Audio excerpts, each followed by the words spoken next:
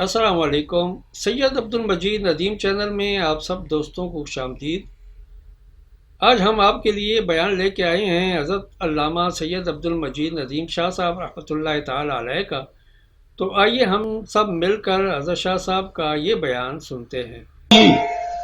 ابراہیم علیہ السلام کے لیے خلیل نے آگ کے شعلوں میں کود کر اپنے موقف کی لاج رکھی۔ اللہ کی مرضی کہ اس نے انگاروں کو پھول بنا دیا پشاور والوں، لیکن ابراہیم نے آگ میں کود کر دکھایا کہ نہیں۔ ہاں، پھر ایک مرحلہ ہے کہ بیوی اور لختے جگر کو جنگل میں بٹھائے، وہ جنگل جس کے ویرانگی کا پوری کائنات میں کوئی اور جگہ مقابلہ نہیں کر سکتی، جسے قرآن نے وادی غیر ذی زرع سے معنون کیا ہے۔ تا حد نظر نہ سبزہ تھا نہ پانی، وہاں پر خلیل، اس کی اہلیہ اور اس کا نور نظر۔ عجیب بات کہی ہے کسی نے،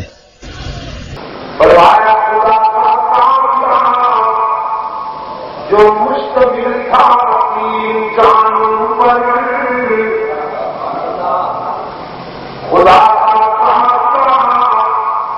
جو مشتمل تھا تین جانوں پر، معذب جن کو ہونا تھا زمین آسمان پر، جلایا تھا اس تکتے ہوئے سہارا کے سینے پر، جہاں دیتا ہے انسان موت کو ترجیح جینے پر۔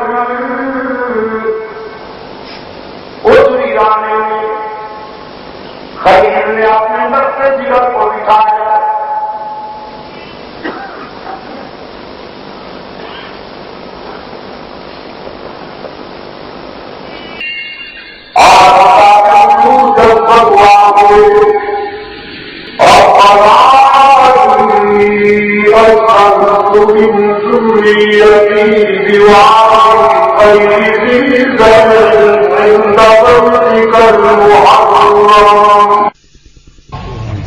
پشاور کے دوستو، انبیاء علیہم الصلاۃ والسلام کی دعاؤں میں بالعموم اور ملت اسلامیہ کی جد امجد سیدنا ابراہیم علیہ السلام کی دعاؤں میں بالخصوص یہ انداز ہے قرآن کریم میں کہ وہ ربنا تکرار کے ساتھ کہتے ہیں، اے ہمارے داتا، اے ہمارے رب۔ تو اسلام کی دعا میں بھی یہی روکار فرمائے، عرض کرتے ربنا انی اسکنت من ذریتی بواد غیر ذی زرع عند بیتک المحرم ربنا لیقیموا الصلاة فاجعل أفئدة من الناس تهوي إليهم وارزقهم من الثمرات لعلهم يشكرون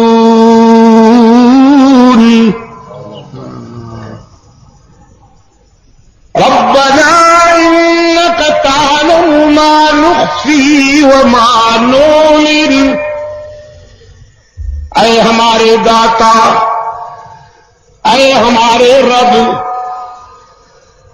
صرف تیری خوشنودی کے لیے، تیری رضامندی کے حصول کے لیے اپنی متاع قلب و جگر اس ویرانے میں چھوڑ رہا ہوں جہاں تا حد نظر سبزہ نہیں، پانی نہیں۔ الہ العالمین، میں انہیں اکیلا چھوڑ کر جا رہا ہوں، لیکن تو انہیں اکیلا نہ رہنے دیجیے، اپنے بندوں کے دلوں میں میرے بیٹے کی محبت بھر دیجیے، اور انہیں رزق بھی خود پہنچائیو. رزق مانگتے وقت بھی میں کہا کرتا ہوں ابراہیم علیہ السلام نے دال روٹی نہیں مانگی. وارزقهم من الثمرات لعلهم يشكرون. فروٹ مانگے ہیں اللہ سے، ثمرات مانگے ہیں. الہ العالمین جب تجھ سے مانگتا ہوں تو بھرپور انداز میں کیوں نہ مانگوں. انہیں ثمرات عطا کیجئے، پھل کھلائیے. حیران تھی دنیا، ابراہیم علیہ السلام کہاں کھڑے ہو کر کیا مانگ رہا ہے؟ جس دھرتی میں پانی نہیں وہاں پھل کہاں پیدا ہوں گے؟ ہدایت کیسے پیدا ہوں گے؟ نرسریاں کیسے لگیں گی؟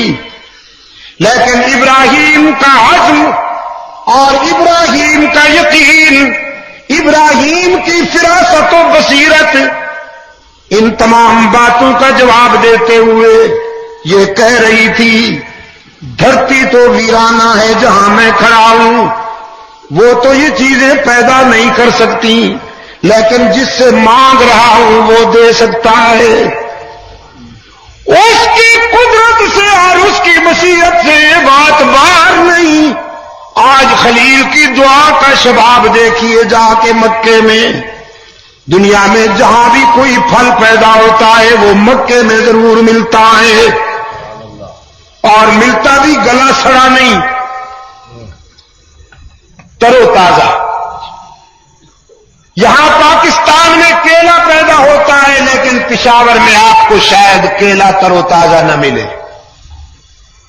مکہ میں اتنا تازہ ملتا ہے کہ جیسے وہیں سے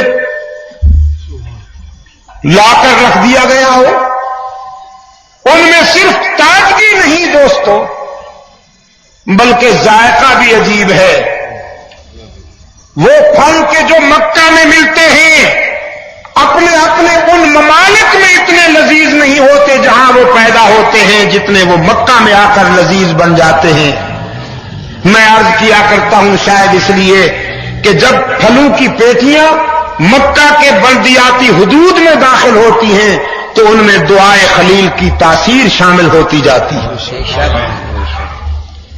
لبنان کے سیب، یورپ سے آئے ہوئے سیب اتنے وہاں لذیذ نہیں ہوتے جتنے مکہ میں ہوتے ہیں. لیکن ایک بات عرض کروں، وہاں کی چیزیں انہی کو لذیذ لگتی ہیں جن کا ذائقہ بیمار نہ ہو.